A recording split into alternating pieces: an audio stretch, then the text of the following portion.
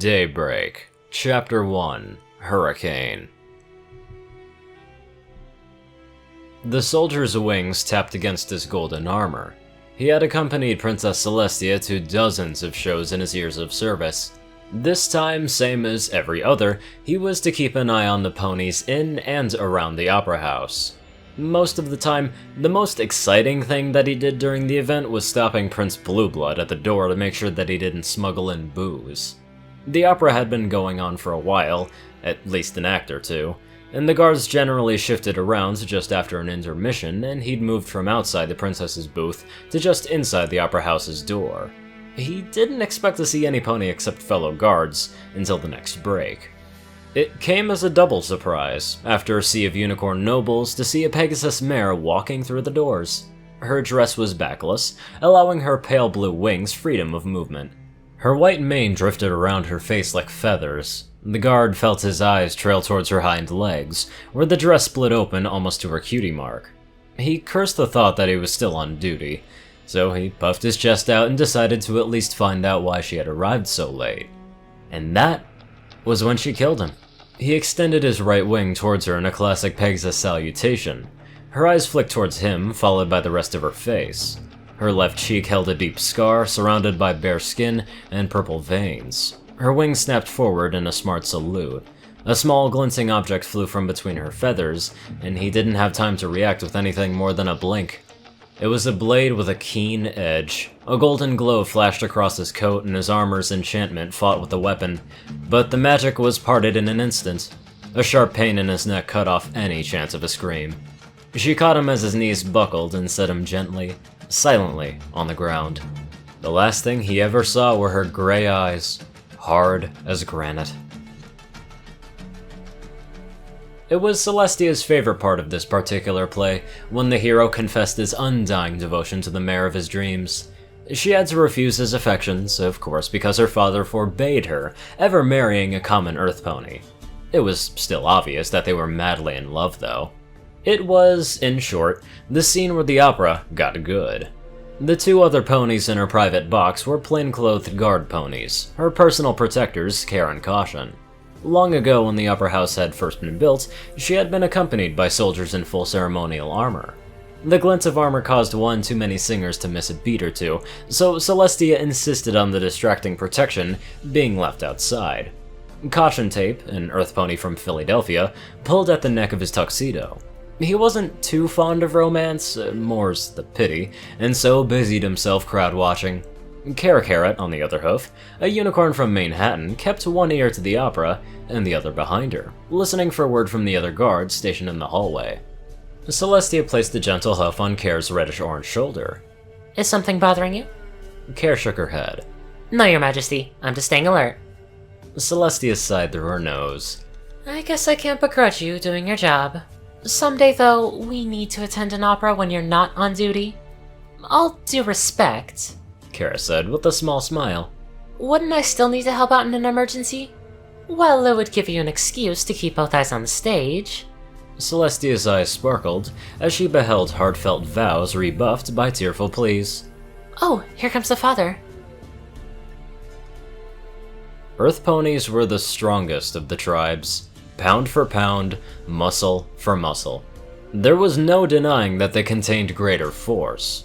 It was part of their innate magic connection with the land so that they could be as firm as boulders. So, the Earth Pony guard found herself a bit surprised that she was being manhandled by a random Pegasus mare. She had been on her way to take her place at the outer doors, fulfilling the rule that guards should at least come in pairs. She'd stopped just long enough to make sure that Blueblood was behaving himself, and it was plenty of time for the Pegasus mare to sneak up on her and lock her in a hold.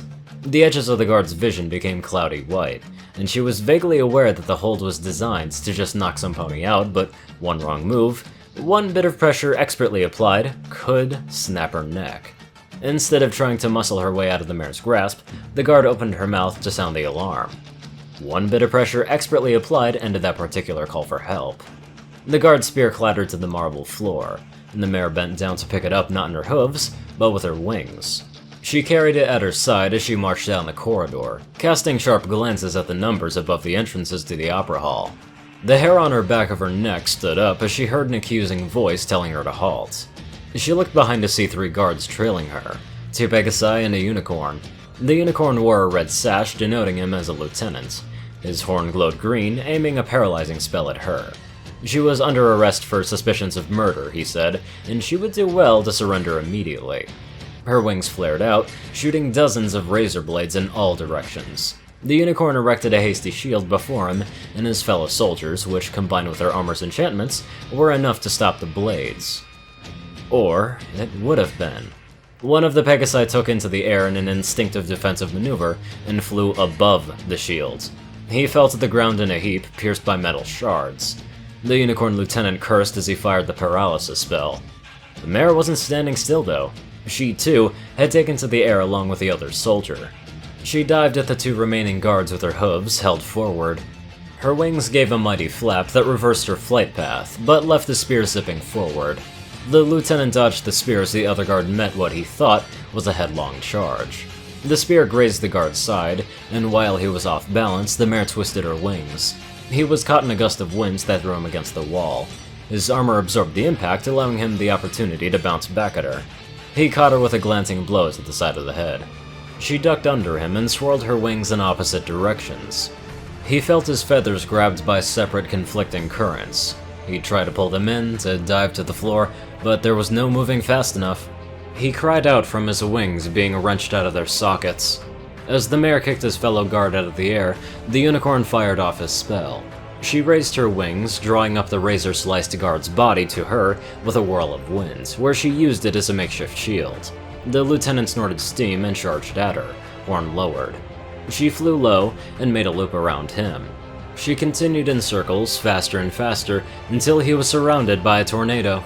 He gasped for breath as the oxygen was sucked away from him, and his armor glowed as it absorbed blows from high-speed dirt particles. After a moment, the blades that had bounced off his shield cut deep into his body. He glared up at the mare who had cut a path through his troops. She gazed at him, with hard, gray eyes, as if sizing him up. With a shake of her head, she picked up the spear and walked away, leaving him to bleed out in the hallway. Father, Father, hear my plea. The warrior's life is not for me.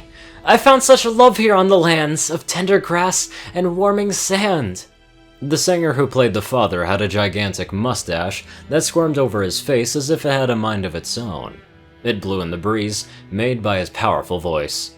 My dearest Pansy, you know I care. A life fulfilled you will not find here. An Earth Pony's home is toil and pain. Come and meet Commander Hurricane. Care leaned towards Celestia's ear. Did Private Pansy and Smart Cookie really have a bittersweet love life?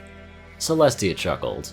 Well, most of this story is technically true, but Pansy would be mortified to find out the playwright got his and Cookie's genders reversed. Kara's eyebrows shot up. How did that happen? Celestia's wings rubbed against each other. Years blur facts. History grows old and quiet. Life moves forward, and those who care to look back can never see the whole picture. Kara inclined her head, brushing her turquoise mane behind her shoulder. Well, unless you lived it. Celestia shrugged. Even I forget things. Caution stood from his seat as he was tapped on the shoulder. A guard leaned through the curtain of the royal box and whispered into his ear. Caution in turn whispered to Celestia. There's something up. Get ready to move. Celestia gave him a grave nod. She turned towards the stage with dim eyes. It seems there's always something. Care stood and faced the curtain with her horn glowing. We'll have a peaceful night one of these days, Your Majesty. Promises, promises. Celestia shifted in her chair. I haven't had a peaceful night in 1,000 years. Just as Pansy's singer reached the song's crescendo, a blood-curdling screech came from the other side of the curtain. A growing murmur peppered the crowd. Celestia jumped up, her wings flared to their full majestic length. Stay still, my little ponies! She shouted. But be ready to evacuate calmly and quickly! Care almost snorted at the thought of the opera-goers doing anything but stampeding. She squared her hooves as her horn began to spark. Should I go out and stay? Celestia said. Maybe Caution will be able to handle it. The curtain was torn aside. Caution lay on the ground, a nasty gash in the side of his head. The Pegasus mare stood tall, her chest heaving, her muscles tight in her legs and back. Her cold gray eyes met Celestia's sunlit purple. Celestia's throat made a tiny gurgle. Hurricane? The Pegasus lunged with the speed of lightning. Her face contorted for the first time that night, taking on the heat of rage. Thus to all usurpers! The spear hit Celestia square in the chest. She stared at the wooden shaft leading into her body with a slacked jaw. Her hooves failed her, and she tumbled onto her back, her wings splayed. Far too late, Care cast a wall of fire at the attacker, backed by a scream. The Pegasus flapped her wings to avoid being fried, but the flame caught the edge of her evening dress. She tore it off with barely a glance, and jumped over the fire. Her hooves and Care's met in a grapple. Care pushed with her forelegs, but the Pegasus's were far stronger. The unicorn guard felt herself leaning over the edge of the balcony, where a long drop would end in a bone-shattering stop. Her horn flared with a concentrated pillar of heat, which singed several of the Pegasus's hairs black. The attacker jerked back, and Care shoved her with a newfound leverage. Care pressed her advantage by following up with a series of quick punches to the Pegasus's face, chest, stomach, and anything that she could get an opening for. When the mare stumbled, the guard jumped back and charged up a fireball. She launched it with the intent to remove the Pegasus mare from existence. The mare beat her wings, making the air sing. A whirlwind ate the fireball and turned it into a cauldron of heat. Care winced away, taking her eyes off of her opponent, and that was a big mistake. The Pegasus flew through the wind and tackled Care right over the edge. They tumbled towards the seats below, where ponies were already trampling over each other for the exit. Care wrapped her hooves around the other pony's neck and pulled her close. She twisted herself in the air so that the mare was below her. They landed hard, shattering seats and scattering stragglers. Care rolled to the side as her muscles clenched up, protesting her continued consciousness. She felt blood trickle out of her nose where something had smashed into her. She tried to move her forelegs, but they were unresponsive. The other mare stood up. Her wings hung limp. Her right foreleg was clutched tight to her chest. But she stood up. She looked down at Care with a scowl, but the hard look ended with a wince. She hobbled away, joining with a crowd that cared more about running than what they were actually running from. Care got a good look at her cutie mark, a mass of swirling, spiraling clouds, growing darker as they reached the middle. At the very center was an opening, a pale blue spot on her coat that clouds failed to cover. The clouds churned, rolled, and whipped in Care's swimming vision. She let her head rest against the demolished seat cushion.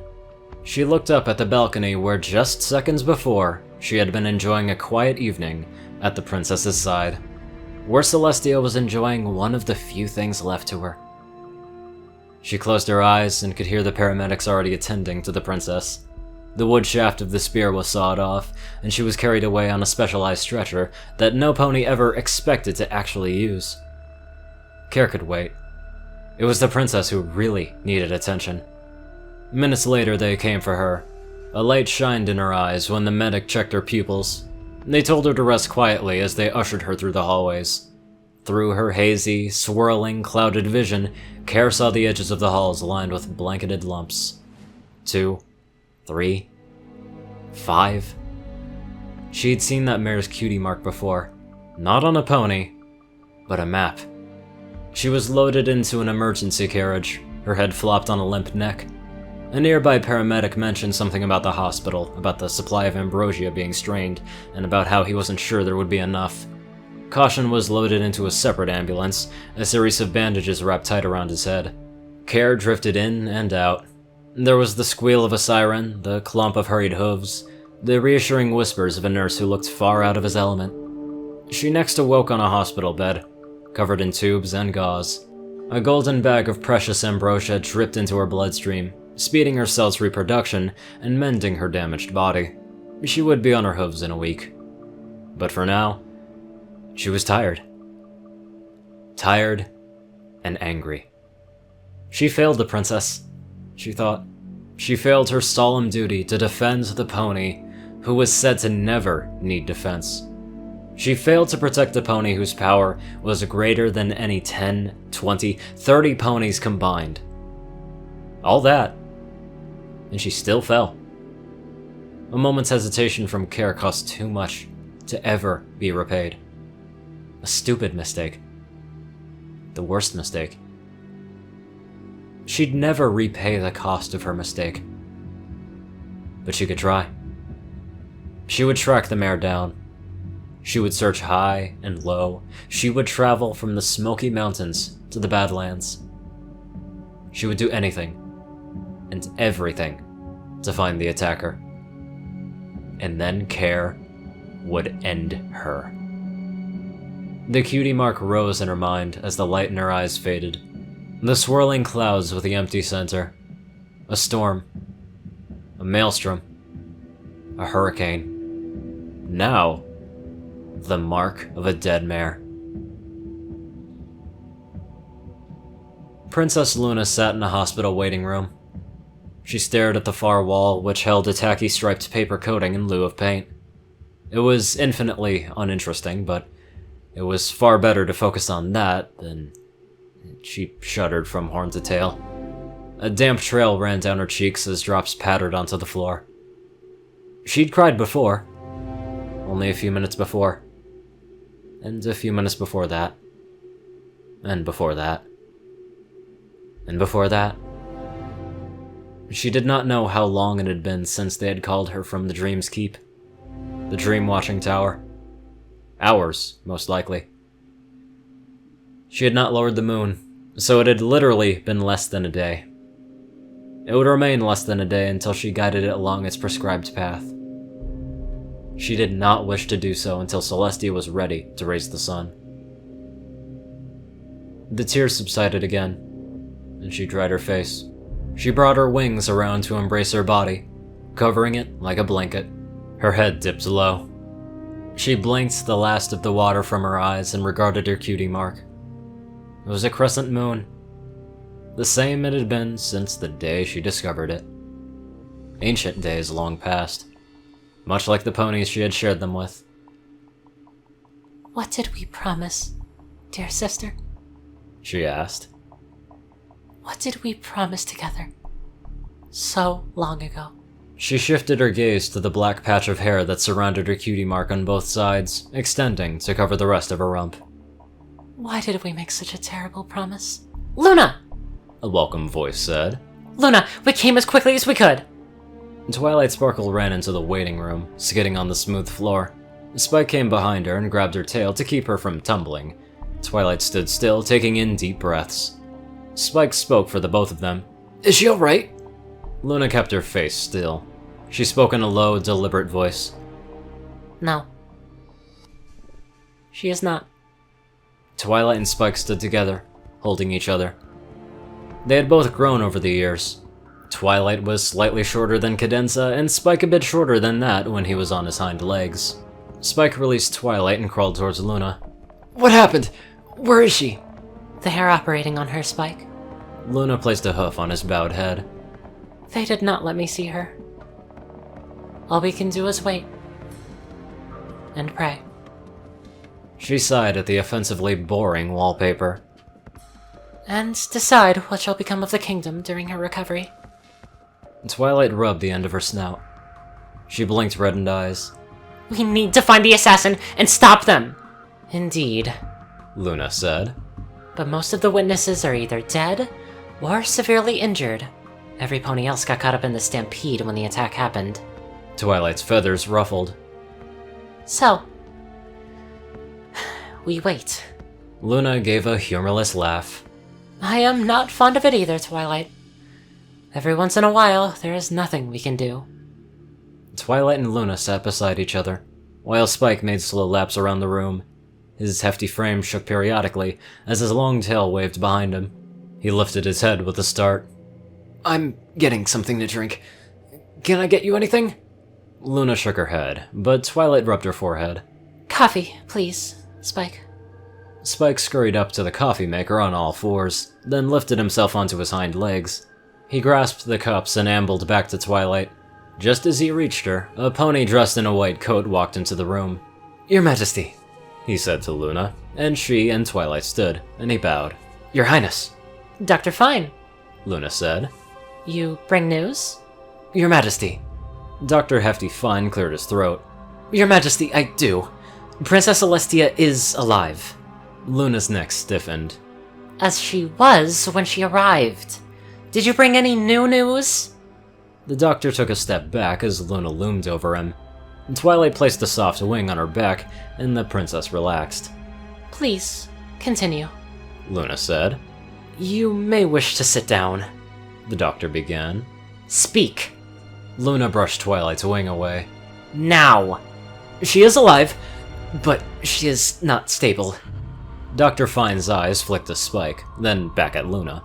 We will have doctors with her 24/7, I promise. We are doing everything that we can to help her. As you should. Luna closed her eyes and turned away. How bad is the damage? It's impossible, Your Majesty, Dr. Fine said. But her heart, it's been destroyed.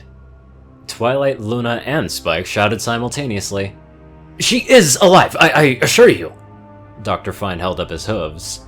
The spear that pierced her chest went through her heart, tearing it into pieces.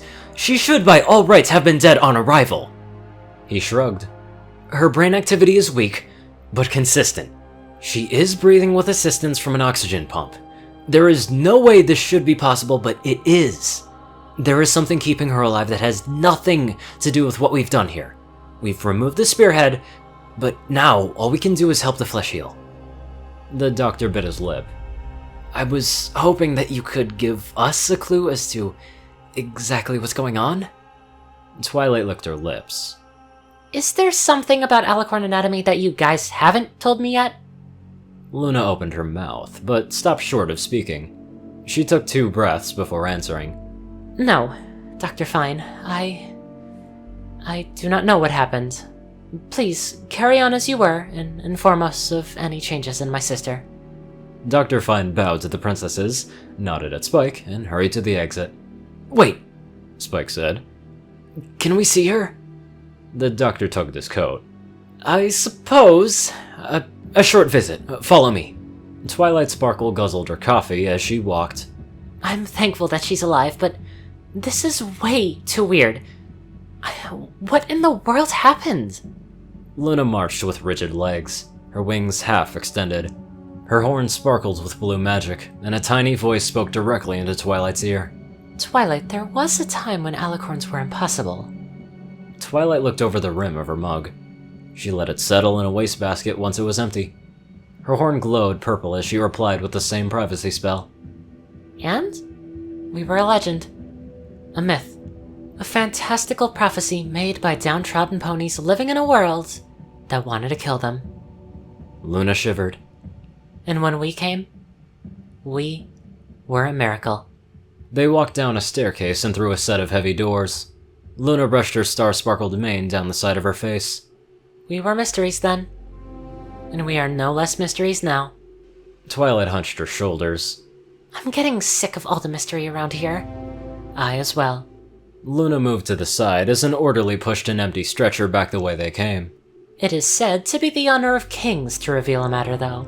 Twilight barked a laugh. She covered her mouth when the doctor shushed her, though. That's pretty rich, she continued quietly. The edges of her eyes grew tight. I guess I like mysteries when they don't involve friends. They stopped outside a gray door. There's no pretending otherwise, Luna said. She opened the door and stepped inside. Celestia lay on an oversized bed. Her mouth was covered by a mask with a tube leading up to it. She was covered with white blankets. Her coat was matted, and her skin held a worrisome pallor. A pulse monitor was hooked to the side of the bed, showing an erratic line. No heart, but a pulse, Dr. Fine said. It's unprecedented. Noticing that neither of the princesses were paying any attention to him, the doctor took his leave. 10 minutes. Spike came up to the side of the bed. He rested his claw tips onto the mattress. Hey, Princess. It's Spike. I brought Twilight. We're both... well, we're glad to see you're safe. Luna stared at her sister. She rubbed the damp tracks on her cheeks. I never thought it would be like this. Twilight couldn't breathe. The walls closed in, growing tighter and tighter, until there was nothing but she and Celestia. She wobbled. Spike jumped up and carefully laid his hands on her shoulders. Twilight, easy, easy. Just take in deep breaths, okay? Deep breaths. She'll be alright. I promise, I promise. One of his tears dropped onto Twilight's hoof and sizzled. She yelped and pulled it back. Spike flinched back, keeping his face away from her. Her eyes focused on Spike and she wheezed. I can't! She lunged forward, wrapping her forelegs and wings around him. He held the sobbing princess close, careful not to burn her with his tears. Luna stood over her sister. She looked her up and down, running a gentle spell across the surface of her body. She found no enchantments, ill-willed or benevolent, just the potions and elixirs administered by the doctors. She leaned down and kissed Celestia on the forehead. Dear sister, what are we? All I can say is, wow, that was intense. Anyway, I'd love to give a very special thank you to my intense donators. Top donator, Dash of Evergreen, Peter Coulthard, Dresdon, Dospo, RuneScythe9852, CourierCruz CI, Dwight Cornel, Gaggy, Secret Moon, Ryanie Dragonwolf, Starlight Glimmer, David D. Sanchez, Trey, Pokekiller Zach, Soul Dragon, Dak Britton, and Joe Piercy. Thank you so much for watching this video, and I will see you all in the next one.